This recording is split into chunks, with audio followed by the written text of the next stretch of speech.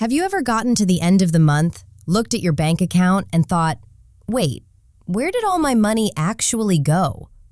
You weren't reckless, you didn't buy anything crazy, but somehow the money just quietly disappeared. If that sounds familiar, you're in good company. In a 2025 survey by Debt.com, nearly 7 in 10 Americans said they were living paycheck to paycheck. The problem usually isn't how much you earn, it's that the money never got a clear set of instructions. And that is exactly what we're going to fix today.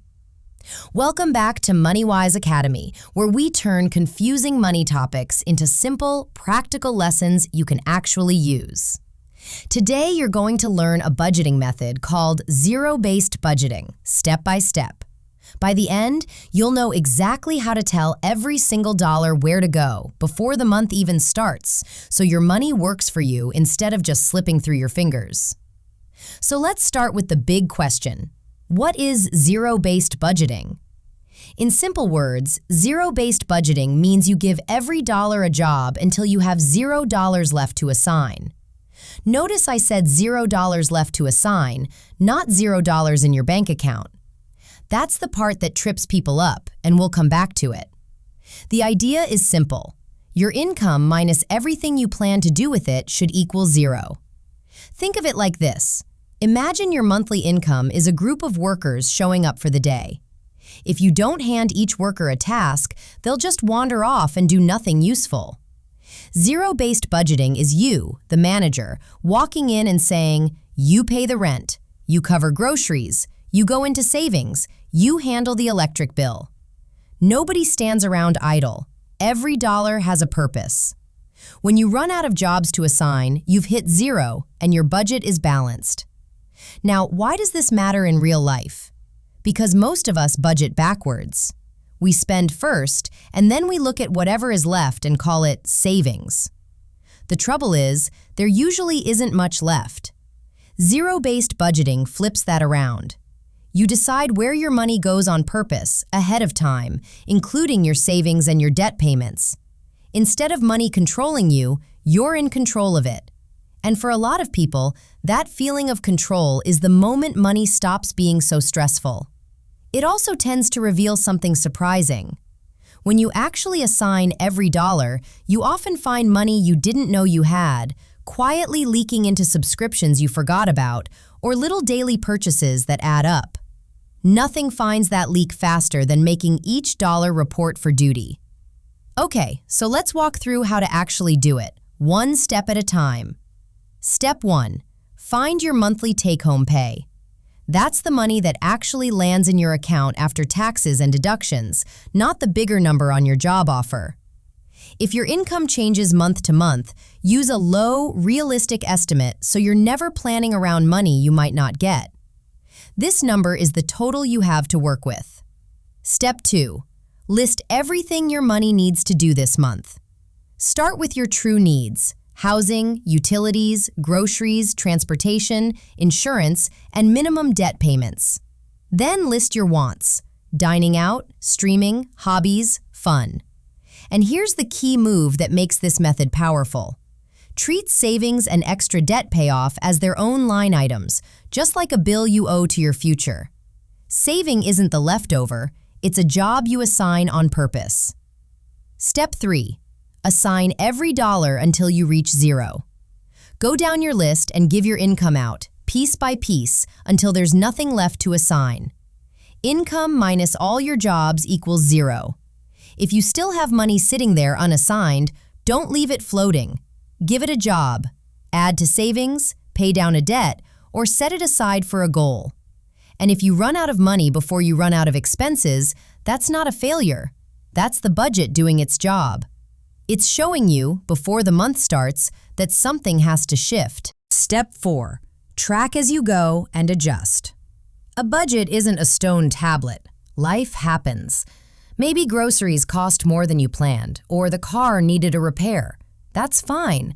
You just move money from one category to another. Took an extra $40 for gas? Pull it from your fun money.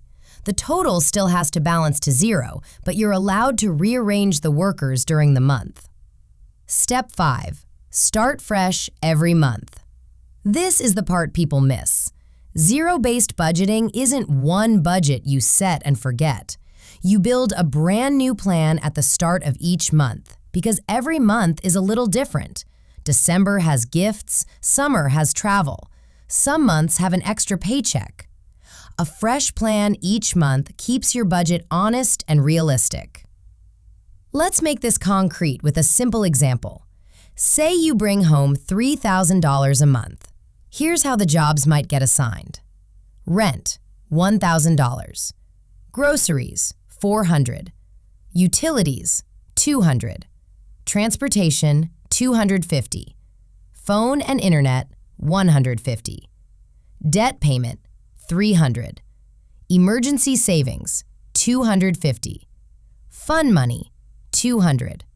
And a small buffer for the unexpected, $250. Now let's add those up. 1,000 plus 400 plus 200 plus 250 plus 150 plus 300 plus 250 plus 200 plus 250. That comes to exactly $3,000.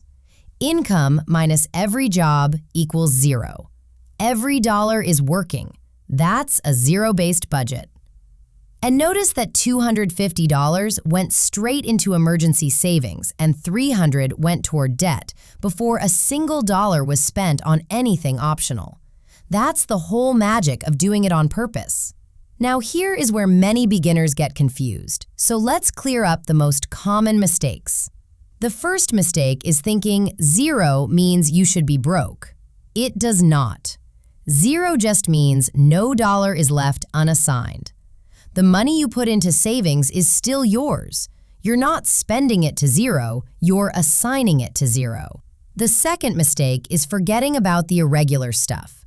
Things like car registration, holiday gifts, or an annual subscription don't show up every month, so people leave them out, and then those bills feel like surprise attacks. The fix is simple. Set a little aside each month so the money is already waiting when those bills arrive. The third mistake is making the budget so strict there's no room to breathe. If you give yourself $0 for fun, you'll burn out and quit by week 2. A budget you can't live with isn't a good budget. Always leave a little room for being human. And the fourth mistake is giving up the first time you go over in a category. Going over isn't failure, it's information. You adjust, you rebalance, and you keep going. The people who succeed with budgeting aren't the ones who get it perfect. They're the ones who keep coming back. So how do you actually start this week? Here's a simple action plan. First, look up your real take-home pay from your last paycheck so you're working with a true number. Second, grab a notebook, a spreadsheet, or a free budgeting app and list every expense you can think of, including savings as its own line. Third, do one practice run for next month. Assign every dollar a job until you hit zero. Don't aim for perfect. Aim for done. You can always fine-tune as you go. Before we wrap up, one quick and honest note. This video is for education only, not personal financial advice. Everybody's situation is different, so for decisions about your specific debts, taxes, or goals, it's always smart to check official sources or talk with a qualified professional you trust. So let's recap the 3 things to remember. 1.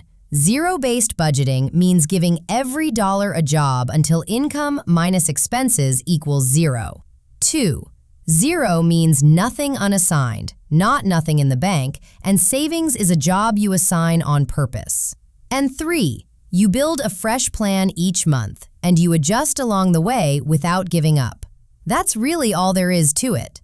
It might feel a little awkward the first month, but by the second or third, most people say it finally feels like they're the ones in charge of their money. If this lesson helped make budgeting feel a little less overwhelming, consider subscribing and coming back for the next one. We're taking these money topics one calm, simple step at a time, and I'd love to have you along. Take care, and I'll see you in the next lesson.